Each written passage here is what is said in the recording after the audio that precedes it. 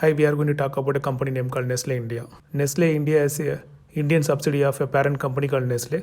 Nestle is a Switzerland-based company which is world famous in producing food-related products.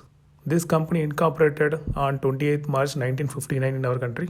Parent company Nestle hold around 62.7% on Indian listed company. But the relation may go back till 1912, that is around more than 100 years old, where initially they were trading milk-related products under the name Nestle Anglo-Swiss Condensed Milk Company.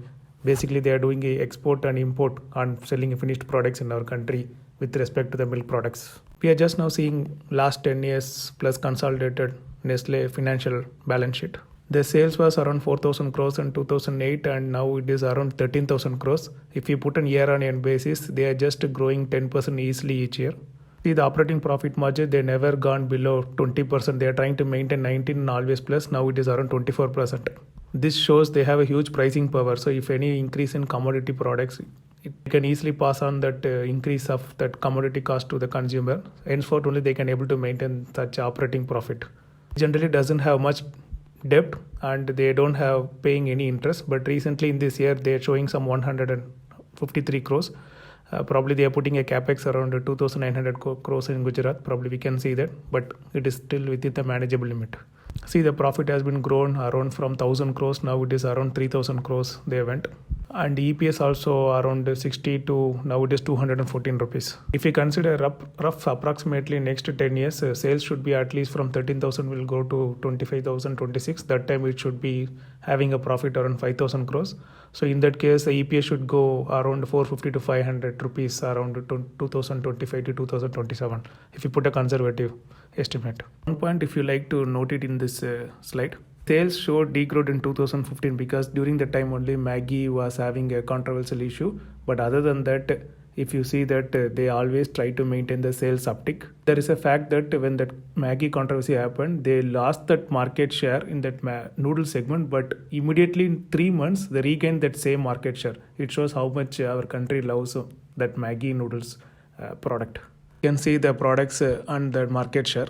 Generally, Nestle is known for that Maggi noodles, but many people might not aware that they are the market leader in infant cereals and infant formulas like Lactogen. In India, I think around last 10-20 years, government is not allowing anyone to sell product related to the baby milk product area. Only Nestle and probably Abbott, Pediasure, I guess. So only they too have. In that Nestle is having around 98% market share. Also, there is one more fact you might be noticing that general liquor business we can't advertise. Similar like that, government has put a ban recent years that they can't advertise baby milk products in that commercial. So it will give immense advantage to Nestle, and easily they already have a product which is having a huge margin in that that Cerelac as well as Lactogen. Other than that, they have a tea creamer in every day. They're known for instant noodles, ketchup, pasta. So everything they are maintaining the dominant position, the number one and number two. And they have famous in wafers like Kit Kat and Nescafe coffee. Even you can see where and all they have plants in our country like in 1961 they have Moga. Then they have plant near Picholam. Actually, nearly a decade after that, I think after 10 years, they are currently putting a plant in Gujarat. They have spent around 3,000 crores capex. Probably easily once the plant become operational, they can able to support additional sales 10,000 crores easily from that plant. Also, they will focus on 4 product groups which are milk-related products, prepared dishes, confectionery products, as well as powdered and liquid beverages. So all the products based upon the portfolio, they will try to place it under those categories, and they want to increase the market share in our country.